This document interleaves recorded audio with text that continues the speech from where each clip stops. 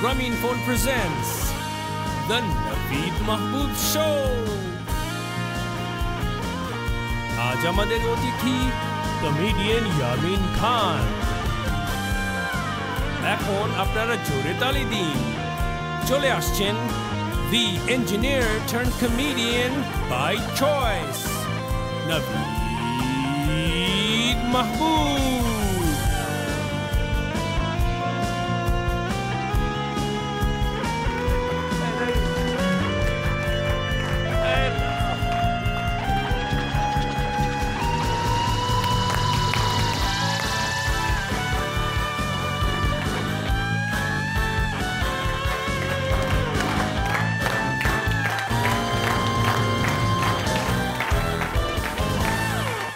সবাইকে স্বাগত জানাচ্ছি Grameenphone presents the Naveed Mahboob show. একটা কথা কিন্তু আগে বলা হয়নি যে বরাবরই এই শো এর টেপিং হচ্ছে বাংলাদেশের সর্বপ্রথম কমেডি ক্লাব নভীদস কমেডি ক্লাবে। এত বড়াই করে বলছি কারণ অনেকবার নাভিদ নামটা বলতে পারলাম। নভীদ Mahboob show, নভীদস comedy club. Navid, সবই নভীদ নভীদ, আমি বললাম না, আমরা বাংলাদেশে কিন্তু বহু বচনে বিশ্বাসী না, আমরা কিন্তু এক বচনে বিশ্বাসী। রাই, আমি তোকে প্রমোশন দিয়েছি, আমি। যাই হোক, নাভিদস কমেডি ক্লাব আজকে অলিম্পিক স্টেডিয়ামের মতন দেখাচ্ছে, এত সুন্দর দেখাচ্ছে কেননা অর্ধেক সিট খালি।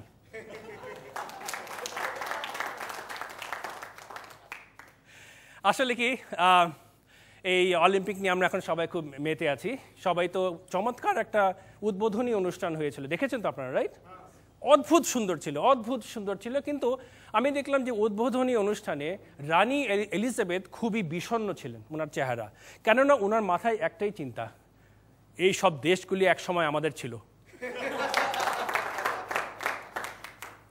কথাটা ঠিক, দেশগুলি একসময় তাদের ছিল, কিন্তু এই দেশগুলি এখন কি কমনওয়েলথের সদস্য, right?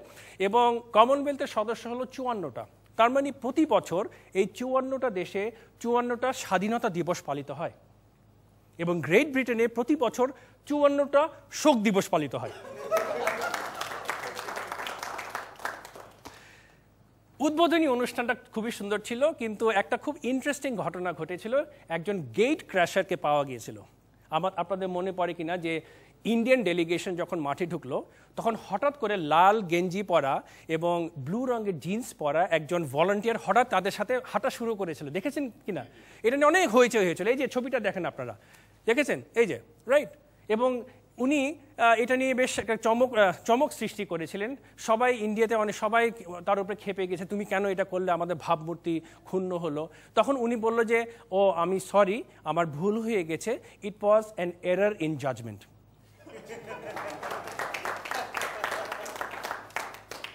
That was some error in judgment, all right? উনার এরর ইন জাজমেন্ট এমন হয়েছিল যে উনি কিছুদিন আগে ঢাকায়ও এসে উপস্থিত হয়েছিলেন। এই যে দেখেন ছবিটা।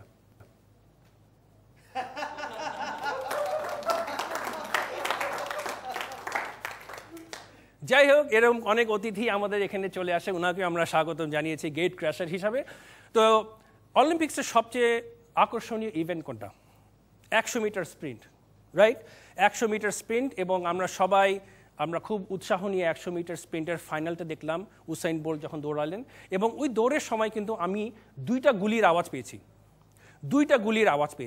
প্রথম গুলির আওয়াজটা হলো পিস্তল যখন গুলি মারলো সেই আওয়াজ, এবং সেকেন্ডটা হলো উসাইন বোল্টের sonic boom. In fact Usain Bolt এত জোরে দৌড় দিয়েছিলেন যে পুলিশ তাকে থামিয়ে তাকে জরিমানা করেছিলেন গতিসীমা অতিক্রম করার জন্য।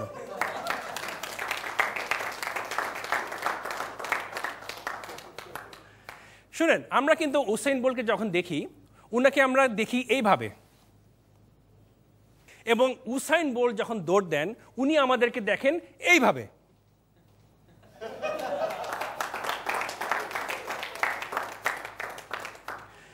ওরকে আরেকজন যিনি চমক সৃষ্টি করেছেন উনি হচ্ছেন মাইকেল ফেলপস, রাইট?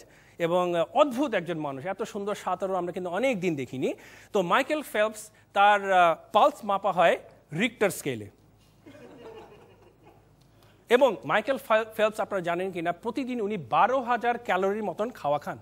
12,000 ক্যালোরি, অর্থাৎ আমাদের 4টা পেঁয়াজু আর 3টা বেগুনির সমান।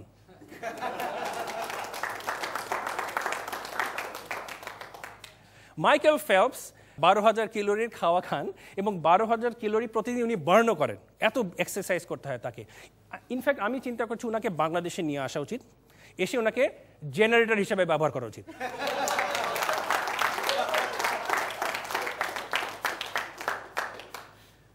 তবে আমাদের উপমহাদেশের মধ্যে শুধু ভারতই একটা দেশ যে এখন পর্যন্ত মেডেল পেয়েছে, 3টা মেডেল পেয়েছে এই পর্যন্ত।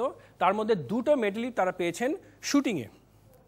জানা গিয়েছে যারা মেডেল পেয়েছেন তারা দুজনই বিএসএফ এর সদস্য। এই জন্য ভারত আমাদেরকে অনেক ধন্যবাদ জানিয়েছেন, বলেছেন Bangladesh thank you very much, আপনারা এই দুজনের জন্য অনেক অফুরন্ত টার্গেট প্র্যাকটিসের ব্যবস্থা করে দিয়েছিলেন। তো যাই হোক, আমরা এখন একটা ছোট্ট বিরতি নিয়ে আসবো। আপনারা দেখছেন Grameenphone presents the Naveed Mahboob show. যারা গ্রামীণ ফোনের গ্রাহক তারা 1234 ডায়াল করে এই অনুষ্ঠানের অডিও শুনতে পারবেন, মনোলগ শুনতে পারবেন।